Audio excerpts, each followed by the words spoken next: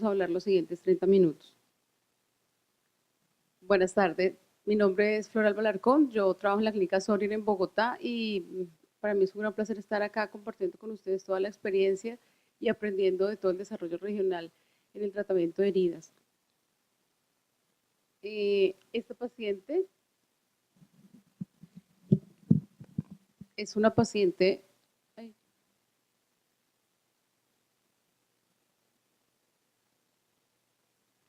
Esta paciente es una paciente de 46 años, remitida de la parte regional de Santa Marta. Tiene una obesidad 2, un síndrome metabólico y tuvo un accidente de tránsito 4 años antes de verla en la consulta. Tuvo una fractura de cadera y le hicieron reemplazo 3 al siguiente año de su accidente con una osteomelitis crónica supurativa desde entonces. El cultivo salió positivo en múltiples ocasiones y le habíamos remitido incluso para fistulectomía porque le han remitido para oxigenación hiperbárica. Entonces, después de hacerle la fístula, nos dice que posoperatorio tenía 2 trayectos fistulosos de 5 y de 3 centímetros y de 7 centímetros en colecciones. Entonces decidimos hacerle el desbridamiento, porque una fístula se puede desbridar, es difícil, o se hace fistulectomía, o qué otras opciones tenemos de tratamiento con lo que nos da el doctor Contreras, apósitos, geles, es muy difícil. Larvas incluso tienen una limitación. Entonces, ultrasonido siempre y cuando sepamos a dónde vamos, qué estamos haciendo y haciendo un adecuado estudio de la herida y del paciente como tal. Entonces, lo que vemos acá al principio son por un trayecto fistuloso que aparentemente no tenía y se queda limpia la herida para drenar y para permitir el cierre nuevamente con asociada oxigenación hiperbárica. Entonces, ¿qué es desbridar realmente? Es quitar todo ese tejido desvitalizado de la manera en que, con el método que decidamos, todo el material muerto, diferentes materiales, hasta exponer el tejido sano. Esto es muy importante. Cuando yo hablo de un método de desbridamiento, tengo que llegar hasta el tejido sano, que es de donde va a estar la herida, agarrándose para empezar a hacer su proceso de cicatrización. Entonces, el desbridamiento es la piedra angular en todo tratamiento de heridas, desde,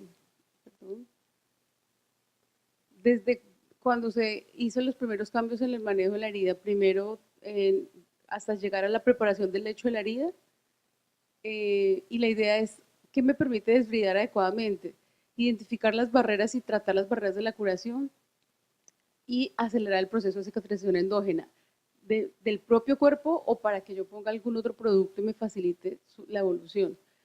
Desde el Time, en 2004, cuando lo hicieron público como un documento de posicionamiento, hasta Gale y el Time reforzado como está ahora, se habla de desbridamiento. Dominate tiene muchísimas más,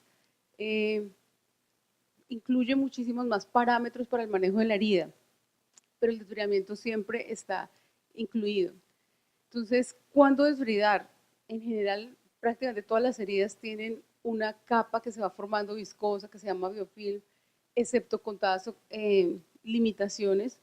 Incluso se habla de un desbridamiento de mantenimiento, porque no es suficiente un desbridamiento inicial, porque la herida va avanzando, la herida va evolucionando, la herida es un proceso dinámico, la herida no se queda igual como la dejamos y no siempre está limpia, así la dejemos aparentemente limpia.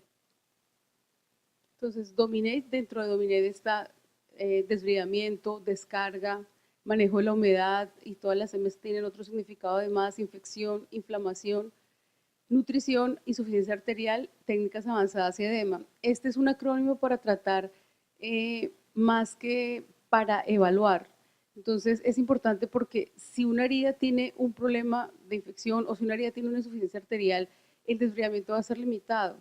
La idea de ver es el paciente de la forma más integral posible. Entonces, precisamente por lo que nos decía el doctor, ¿cuándo no desbridar? Lesiones isquémicas que requieren previamente un suministro sanguíneo adecuado, sea una angioplastia, que sería la primera lección, un tratamiento endoarterial, lo definirá el cirujano vascular.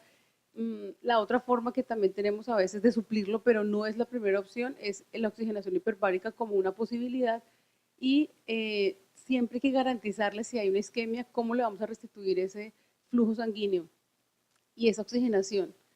Heridas por piorma gangrenoso, como decía el doctor Contreras también, con el tratamiento quirúrgico pueden empeorarse. Entonces nos toca tener muchísimo cuidado en la hora del diagnóstico y hacer la evaluación completa del paciente. Entonces, ¿para qué desbridar? Muchas cosas nos pueden generar. Cuando hay una herida, no permite la granulación adecuada, no permite la contracción de la herida y no permite el avance y la migración del borde hacia el centro, que es lo que me va a permitir. Cuando usamos desbridamiento, me va a permitir inmediatamente limpiar ese tejido. Es una de las ventajas y bondades, es selectivo y es un resultado rápido. Este es un paciente en 18 minutos con un solo episodio de ultrasonido al 40% de la intensidad máxima del equipo. Esto me permite llevar y agudizar la herida para estimular todos los procesos que necesito para que la herida cicatrice. Entonces, ¿cómo lo hace? Nosotros utilizamos en la clínica en Bogotá un Sonoca 185, hay 180 también, que tiene un control de intensidad. Esto va conectado. Hay un video. Ahí.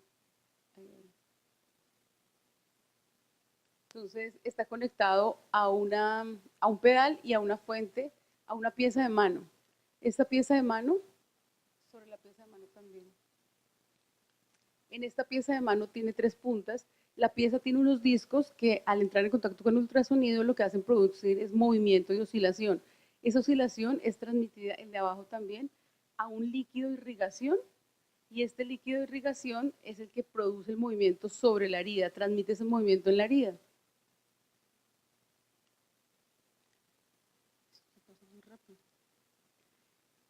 Bueno, en fin, en general esos 3 sonotrodos o puntas nos ayudan para elegirlos dependiendo del tejido que yo quiera trabajar. Si hay una tunelización como la que vimos al inicio, si hay socavamientos, como decía el doctor, en una úlcera por presión, si una superficie plana puedo usar un casco o una espátula. Entonces, momentos, por ejemplo, como decía, que pueden ser quirúrgicos y que tenemos un paciente que llega y uno no sabe, yo estoy acá mirando pensando qué le hacemos al paciente, porque desde cirugía y desde ortopedia lo que le ofrecen es una amputación. Entonces, pues porque es muy complejo. Entonces, ¿qué hacemos? Es igual hacer un tratamiento, tratar de hacer un abordaje integral. Lo lavamos, pues por lo menos para mirar cómo está, eso está llena de crema. El paciente, 41 años y de 4 años de evolución, una herida posterior a un trauma, pero realmente no era un trauma intenso, sino un trauma realmente moderado. Manejo en casa, ningún estudio, y cuando le hicimos el examen de ingreso, lo que encontrábamos es que tiene hiperglicemia y una obesidad grado 1. Tiene exposición del hueso completamente de la tibia en más de las 2/3 partes. Entonces es muy difícil realmente escoger, si no es algo quirúrgico y algo que yo no tengo posibilidad, como decía el doctor Contreras, nosotros tampoco tenemos la posibilidad de hacer un desbramiento quirúrgico fácilmente. Y si este paciente es llevado a cirugía, probablemente lo que hacen es una amputación. Entonces, ultrasonido de baja frecuencia puede ser una opción. Las larvas, pues, es muy sobre el hueso, lo que decía el doctor, es muy grande el espacio y el efecto no va a ser de la misma manera. Empezamos a hacer ultrasonido con este paciente, me regalas el video primero, ya salió. Entonces, este es un ultrasonido con una pieza de mano que tiene una pieza para tejidos blandos, que es la que más usamos, y nos permite hacer el desbrillamiento de todo ese tejido. Para el hueso, en el otro video. Para el hueso hay una pieza especial que es una actualización de un software, no es para todos los equipos, no lo tenemos disponible, tenemos una pieza de hueso específicamente, tiene 2 posibilidades esta pieza de hueso, una para cortar, que pues no la utilizamos, y otra es como para cepillar o hacer esa limpieza en el hueso. Entonces, lo que uno siente es como un cepillado, o sea, es muy seguro, es muy fácil, es muy selectivo, y al paciente se le hizo una infiltración y se hizo en el consultorio con anestesia local. Ahí no tiene absolutamente ningún dolor y se puede ver la limpieza y es un cepillito en esa pieza de mano. Eso nos permite que un paciente que llega para una valoración inicial, después de haberle quitado todo y que tenga esta exposición de hueso, necrosis y una osteomielitis, empecemos a hacer un ultrasonido y una semana después el paciente va presentando esto. Entonces, ¿qué es lo que vemos acá? Se le hizo anestesia local, le hicimos también terapia neural, esto nos mejora el borde y lo que hicimos acá es esta granulación empieza a verse y empieza a mejorar el borde inferior. El exudado abundante, él se cambia todos los días y nosotros lo veamos cada semana. Entonces, esto es una semana después y acá lo vemos después de estar una semana después y no ser el paciente más juicioso, no tiene cultivo, no se hizo biopsia, laboratorios, lo mismo que estábamos al principio, 10 semanas después, cuando va cuando quiere, es esto, ¿sí? Va cerrando y ahí le propusieron un injerto, pero él no lo aceptó. Es muy difícil cuando el paciente realmente no quiere. Un paciente joven, obeso, lleno de traumas, que al desbridar ese hueso quedó debilitado. Esto que se ve acá sobre un paquete de gasa estéril son fragmentos de hueso, pero hubo una fractura laminar, no fue una fractura completamente transversa, y pues el riesgo del paciente es ese, no va continuamente a sus curaciones y pues cada uno hace lo suyo, el ultrasonido hace lo suyo, pero el paciente también debe participar y debe ser parte activa de su tratamiento. En hueso es muy difícil y lo que siempre toca hacer es un curetaje y debe ser un tratamiento quirúrgico, pero no siempre necesitamos la pieza de hueso, ¿sí? Porque es difícil, costos, el acceso que tenemos, pero esta es una herida convencional como una úlcera varicosa que la vemos inicialmente y no se ve como la extensión hasta donde está un buen lavado, solamente la limpieza, y en la limpieza vemos que tiene una exposición ósea. Empezamos, esto siempre lo hicimos, entonces antes de empezar el desbridamiento, volvimos a tomar la foto explicándole que tenía la exposición del hueso y este es inmediatamente después del desbridamiento, 11 minutos después, 60% de la potencia máxima del equipo. Entonces, esa es la diferencia entre limpiar, que es lo que podemos hacer, a veces con apósitos, y esa es la diferencia entre desbridar. Acuérdense, llegar hasta el tejido sano. Este es tejido sano, eso es tejido sano, que me permite tener un mejor soporte para que empiece la cicatrización. Y por supuesto la exposición ósea. En esta úlcera, entonces, ¿para qué desbridar? No solamente para que la herida se vuelva más aguda como una diapositiva que estaba arriba, sino favorecer la contracción de la herida, estimular el tejido de granulación y facilitar la migración del borde. Miren, si ustedes ven esto, acá, estos son 7 semanas después, no lo puse ahí, pero realmente el problema es que la herida estaba muy pegada a la tibia. Hablábamos con el doctor Rodríguez, es muy difícil con las heridas cuando se hacen esa retracción mirar y la evolución de la herida no es estática, por eso es que es importante mirar otras opciones. Entonces, este paciente haciendo todo lo de preparación del lecho de la herida como está adecuadamente referenciado, después de estar acá se queda un poco estancado. Es porque se pega al borde de la tibia y es muy doloroso. Entonces empezamos a hacer con anestesia local, le pusimos ozono y con ozono suelta un poquitico ese tejido. Él mejoró aún más hasta casi su cierre, sino que no continuó con el tratamiento por costos, pero ya estaba prácticamente cerrado. Entonces el ultrasonido no solamente actúa sobre todo para limpiar, como ya lo vimos, sino que en esa limpieza, al mejorar y al retirar ese tejido desvitalizado, ayuda a hacer una degradación del biofilm a través de un proceso que se llama ultracavitación. Hay un control bacteriano, no es que sea exclusivo y no es que no necesite más, simplemente que ayuda muchísimo más a que uno tenga toda esa capa completamente y hay una alteración, hay estudios donde certifica que altera la membrana y la membrana bacteriana, estafilococos, pseudomonas y unos biofilms especiales que producen estos dos gérmenes. Entonces, este es un estudio donde se hace in vitro 48 horas el biofilm de estafilococo y cómo después del ultrasonido se rompe.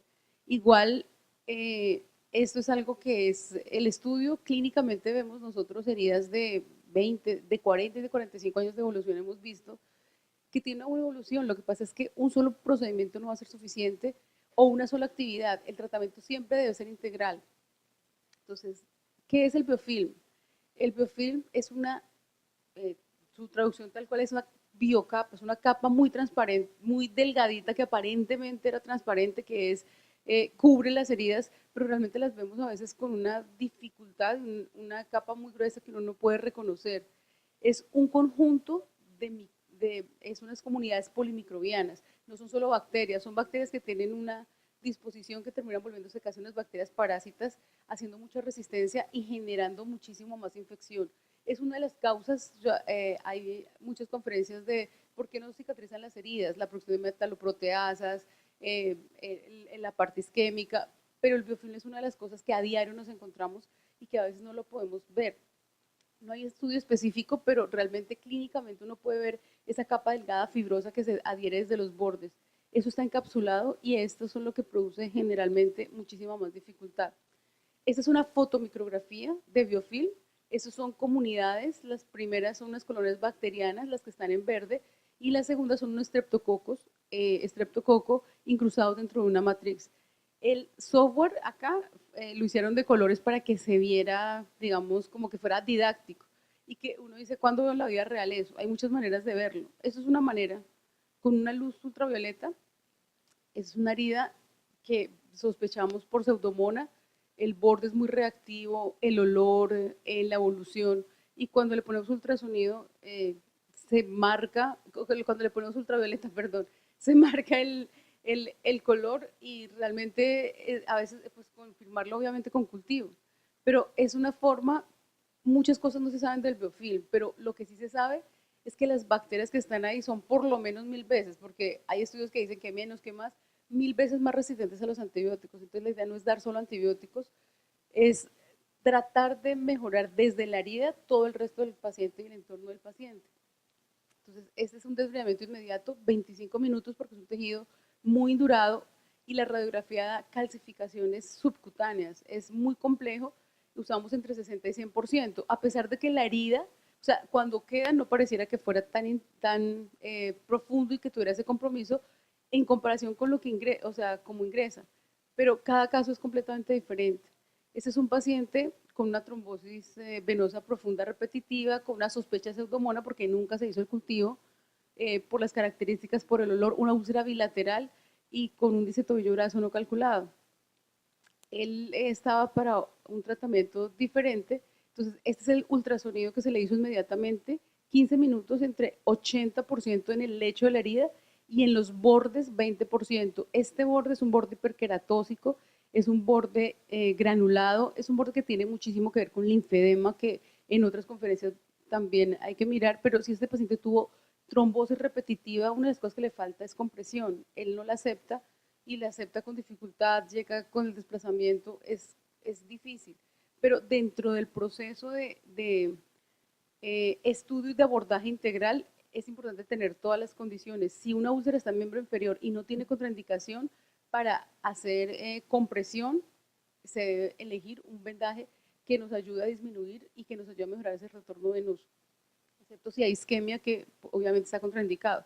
Pero en este paciente algo se alcanza a ver. Este es antes y después del ultrasonido, del desbridamiento, los mismos que utilizamos, pero con la luz ultravioleta, y acá la puse porque es que no se ve, ¿sí? O sea, para ver que sí ayuda a retirar todo el tejido. Es más, apagamos la luz, vuélvale a hacer otra vez hasta que ya.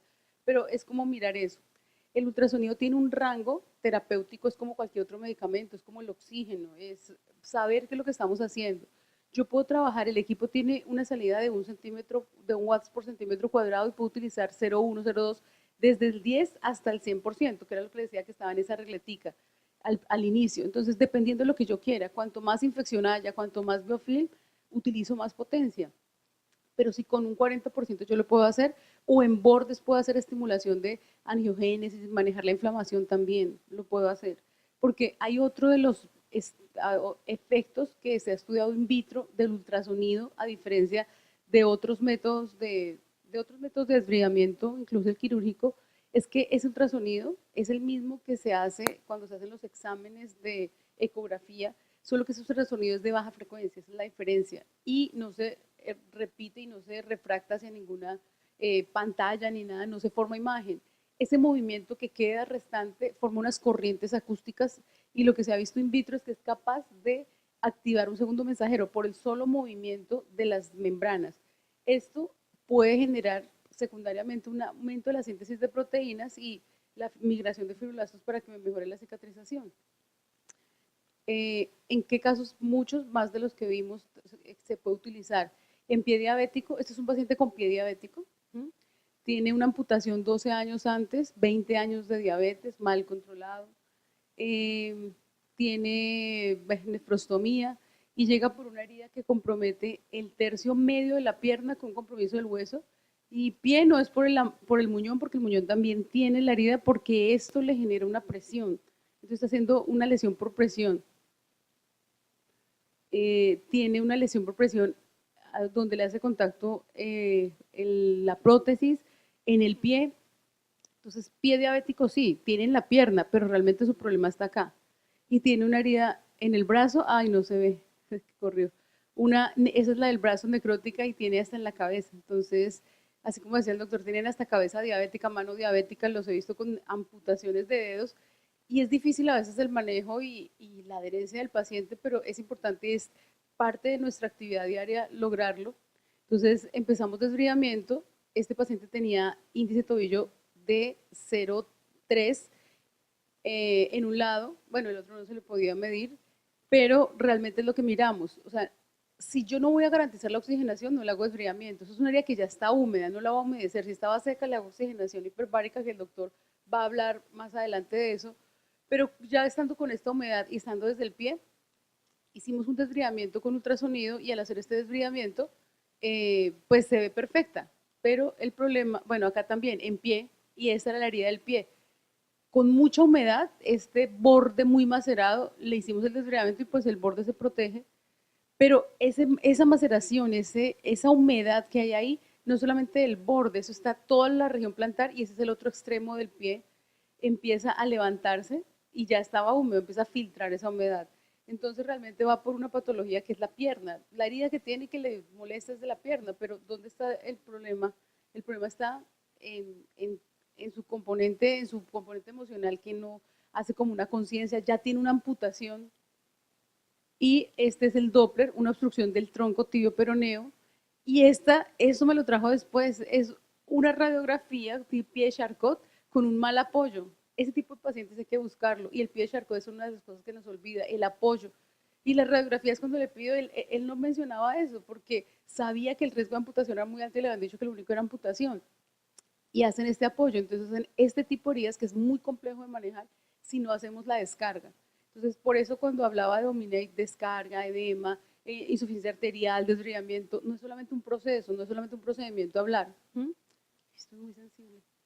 Entonces, una vez empezamos a hacer el desbridamiento, perdón, eh, si debido a la insuficiencia o debido al problema isquémico que él tenía, la insuficiencia arterial, pues lo desbridamos y queda muy bien. ¿Con qué le garantizamos? A pesar de que está en oxigenación, esta es la segunda curación, llega acá.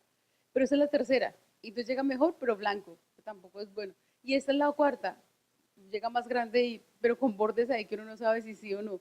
Pero en la medida en que esta herida tiene esta evolución, la del pie también va teniéndola, y llega un punto donde se contrae la herida, está ese tejido que no es viable, pero que poco a poco se va retirando. Llega un punto, dicen que antes de amanecer es más oscuro, donde compromete casi toda la piel, pero es un tejido que ya es muchísimo más sano, viable y no está infectado, hasta que ya da muestras de empezar una contracción, una granulación adecuada. Entonces, este es cuando ya está disminuyendo hasta llegar a su cierre completo. Y no tanto así en el pie, precisamente porque esas lesiones de talón siempre tienen una isquemia, entonces se le hizo un desbridamiento cortante complementario, esto es donde estaba el pie y ahí tenía un compromiso del hueso, una osteomielitis también, pero el paciente todo el tiempo fue manejado con oxigenación hiperbárica, o sea, hacer esto con un paciente que no tenga, nos deja, mire acá cómo se ve, negro el borde y se va necrosando y con este tejido completamente desvitalizado que va poniéndose negro. Entonces lo mismo, llega en su punto máximo hasta la exposición, pero recuerden que él tiene un pie de Charcot con una instrumentación del pie, que es un riesgo si se abre ahí, ya es muy complejo la arquitectura, hasta que da muestras, pero esto es oxigenación hiperbárica y esto no es de un día para otro, eso es un proceso y es un proceso donde este desbridamiento hay que hacer de mantenimiento. Un tejido así no va a cicatrizar de la misma manera. Entonces, pie diabético, sí, es pie diabético y llegamos hasta lograr el borde. Ahora, ¿por qué se demoró tanto en este tipo en esta? Una, por lo que ya vimos del pie, la parte biomecánica no tenía un buen manejo, él apoyaba a pesar de haberle dado su descarga, acá no tenemos yeso de contacto total, no tenemos otra forma, sino confiar en el paciente que lo haga de la mejor manera y apoyo, él estaba apoyando hasta que por fin su herida cerró. Entonces acá se ve un poco hiperqueratóxico porque pues, sigue apoyando y el riesgo de tener ahí herida, pero se le mandó con fisiatría que hace acá y con podología para hacer una plantilla. Entonces pienso que es un caso que es muy importante porque cuando uno ve un pie diabético no es pie diabético, tenía herida en la mano, en el pie, Y acá no se ve muy bien, pero es una herida que tenía en la nariz y tiene, es una lesión dérmica infiltrante, es un cáncer, es un vaso celular y le hicieron radioterapia. Entonces eso nos demoró el proceso. Pero es, sí, pero la radioterapia empezó un poco después. Sí, sí, igual él ya nos hizo oxigenación hiperbárica y se demoró, prolongó, ya no va, hasta que por fin terminó y eso ha sido bueno. Este pie diabético es ombligo, que es el mismo paciente que si no le revisamos todo, el muñón, y hace una lesión absolutamente por todo lado. Entonces, es examinar bien a los pacientes, mirar. Esto es un caso de pie diabético que con el ultrasonido lo habíamos visto. Yo solo quise dejar el video, sobre todo para mirar que estamos desviando sobre el tendón. Y este desviamiento, el ultrasonido es selectivo también y no rompe el tendón, excepto si el tendón está completamente necrótico. Permite, a pesar aún así de que esté desvitalizado, como identificar lo que sirve de lo que no y poder retirar. Aquí se ven los endocitos, pero no se ve muy bien, y este es como 9 semanas después. Y es un paciente pie diabético parecido con pie diabético y todas las complicaciones de no cuidado. Terminó con una hemoglobina glicosilada muy alta, o sea, no controlada su diabetes y a pesar de eso cierre, porque ya se sienten mejor y ya no tienen la misma herencia. En heridas, en lesiones por presión, también se hace este tipo de, se puede hacer este procedimiento, un paciente en silla de ruedas, años antes había salido después de una cirugía, hiperglicemia de ayuno, síndrome metabólico, porque es que no solamente es la lesión por presión, no solamente es la herida, es mirar qué paciente es. Entonces, este es un video. Entonces empezamos a hacerle, pero el casco que utilizamos ya no es, perdón, el lesonotrodo, la punta de la pieza que utilizamos ya no es un casco como el anterior, sino es un sonotrodo que tiene doble bola, y así se llama, doble bola, para permitir introducirlo, y con ese hacemos fístulas también, para sacar todo eso que está ya adentro en esos bolsillos, en esos espacios muertos, que una vez los abramos, es importante cubrirlos también hasta que se cierren. En este caso, no solamente usamos ultrasonido, pues usamos el ultrasonido principalmente, este tejido que es muy húmedo, que es como un esfacelo, no lo quita completamente, pero nos permite ver de dónde está saliendo y nos lo quitamos después porque ya está completamente desvitalizado, lo que hacía el doctor. 8 semanas estaba muy bien para una lesión de estas, pero por costos, se fue a la PS, volvió, que sí me hago allá, que no, volvió como la semana 14 y empezó y se cerró como la semana 21. Es la evolución de los pacientes. Tenemos pacientes, hemos visto también pacientes con úlceras linfáticas, perdón, que el desbridamiento no es la piedra angular, sino la compresión, porque un paciente después de que esté acá, la compresión es la que me va a garantizar. Es un paciente que pesaba 140 kilos, bajó a 124 y luego se volvió a subir a 136. Entonces en el control, pues, hay muchos métodos, también se va a hablar del linfedema, porque es fundamental también tratarlo cuando hay.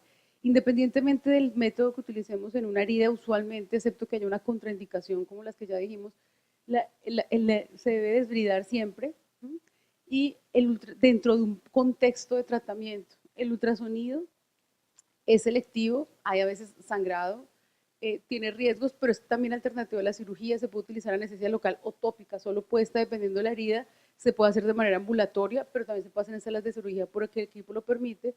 Nos ayuda a remover esa capa de biofilm y tiene otros efectos que in vivo no se han demostrado, pero que se han estudiado, que también estimula la granulación del lecho de la herida. Entonces, un diagnóstico correcto es importante para mirar, desbridarlo selectivamente con este o el otro método, pero siempre hacer un manejo integral. Y siempre la herida hasta que ya cicatrice, excepto pues cuando el paciente lo permita. Entonces, quería invitarlos, si ustedes quieren conocer más de este método, de los temas, hay un congreso, vamos a hacer un congreso, el tercer congreso de Fundepiel, va a ser en Cartagena, y el congreso de SILAHUE, que es la Sociedad Ibero-Latinoamericana de Heridas, del tratamiento de heridas, va a ser en Cartagena los días 24, 25, 26, 27 de septiembre. Entonces, estamos organizando, están todos muy cordialmente invitados, el doctor también. Acá están las fechas, y para seguir hablando de estos temas que nos gustan, nos apasionan y que definitivamente tenemos que aprender para manejar cada día mejor nuestros pacientes. Muchas gracias.